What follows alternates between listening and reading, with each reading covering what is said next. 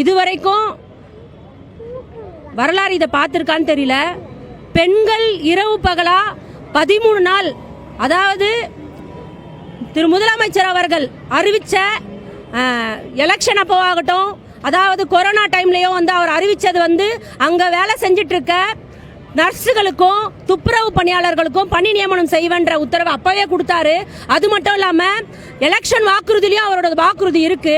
அது எல்லாமே மறந்து இன்னைக்கு ஆட்சிக்கு வந்த பிறகு இந்த மாதிரியான ஒரு இதை நடவடிக்கை எடுக்கிறாங்க.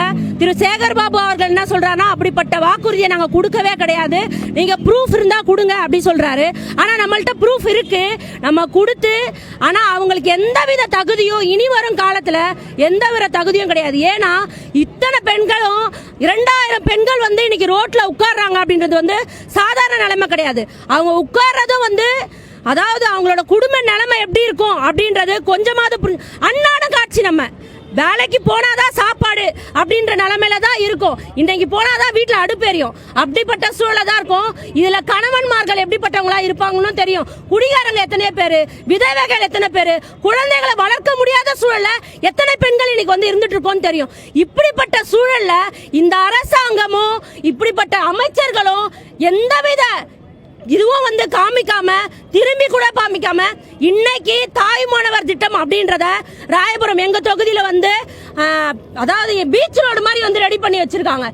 கொஞ்சம் கூட அசிங்கமோ வெட்கமோ இல்லாம நீங்க மக்கள் நல திட்டங்களை அறிவிக்கிறோம் அப்படின்னு சொல்றீங்கன்னா, உண்மையாவே நீங்க மக்களுக்காகவும் இந்த நாட்டு மக்களுக்காகவும் இருக்கீங்க அப்படின்னா என்னைக்கும் நின்று இந்த கோரிக்கைகளை நீங்க கேட்டிருக்கணும்ல. என்ன கேட்கிறோம்? பணி நீங்க சொன்ன வார்த்தையை நீங்க நிறைவேற்றுங்க.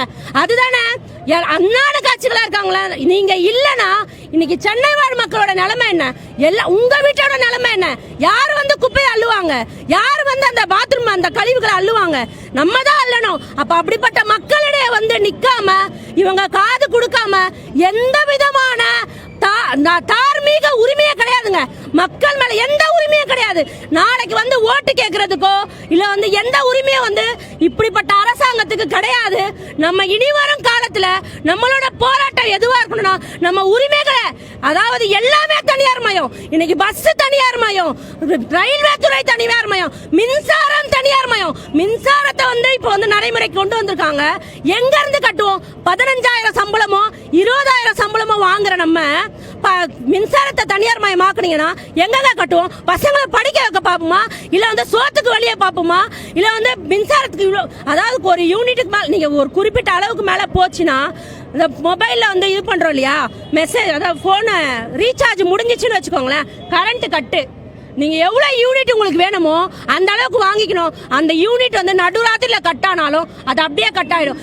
எல்லாமே தனியா இருக்கு. தாரை வார்க்கிறதுக்கு நீங்க எதுக்கு உட்காருங்க? என்ன உரிமை இருக்கு?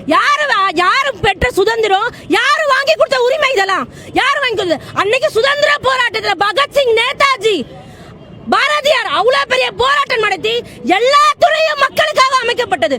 அனைத்து துறைகளும் மக்களுக்காக கொடுக்கப்பட்ட துறைகளை யாரோட உரிமையில நீங்க எடுத்து தனியார் கொடுப்பீங்க? அதுக்காகவா போராடினாங்க?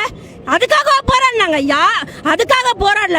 மக்கள் நிம்மதியாவும் அவங்களோட பொதுவான அவங்களுக்கு கிடைக்க வேண்டிய அனைத்துமே பொதுவா கிடைக்கணும்ன்றதுக்காக தான் அன்னைக்கு இருந்த சுதந்திர போராட்ட வீரர்கள் சுதந்திரத்தை நமக்காக வாங்கி கொடுத்தாங்க. ஆனா இன்னைக்கு நிலைமை என்னன்னு பாத்தீங்கன்னா, முதலாளிகளுக்கோ அவங்க சீட்டுங்களுக்கோ அவங்க பணத்தை சேகரித்துக்குமாக இந்த இதை மாத்திட்டு இருக்காங்க.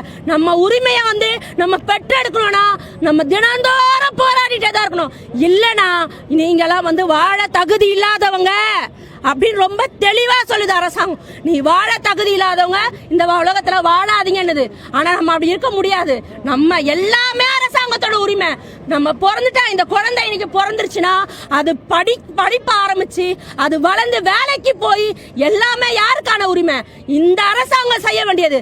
கல்வி மறுக்கப்படுது, கல்வி தனியார் மயம், மருத்துவம் தனியார் மயம், பெண்களின் பாதுகாப்பு என்ன ஆகுது?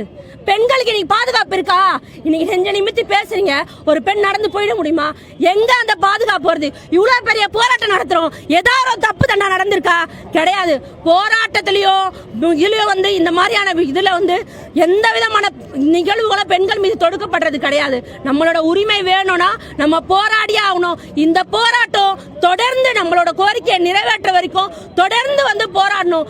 நம்ம வந்து நம்மளோட போராட்டத்தை வந்து கைவிடாம நம்ம உரிமைக்காக போராடி ரொம்ப நின்று போராடி வந்து நம்ம வெற்றி பெறணும் அப்படின்றது